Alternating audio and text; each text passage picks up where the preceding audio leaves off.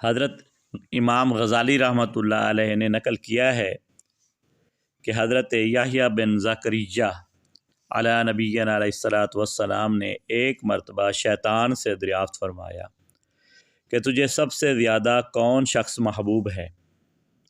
اور سب سے زیادہ نفرت کس سے ہے؟ اس نے کہا مجھے سب سے زیادہ محبت مومن بخیل سے ہے اور سب سے زیادہ نفرت فاسق سخی سے ہے۔ انہوں نے فرمایا کہ کیا بات ہے؟ اس نے عرض کیا کہ بخیل تو اپنے بخل کی وجہ سے مجھے بے فکر رکھتا ہے، یعنی اس کا بخل ہی جہنم میں لے جانے کے لیے کافی ہے، لیکن فاسق سخی پر مجھے ہر وقت فکر سوار رہتا ہے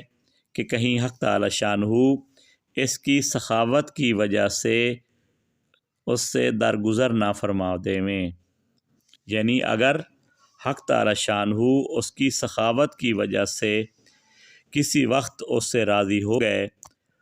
تو اس کے دریائے مغفرت اور رحمت میں عمر بھر کے فسق و فجور کی کیا حقیقت ہے؟ وہ سب کچھ معاف کر سکتا ہے۔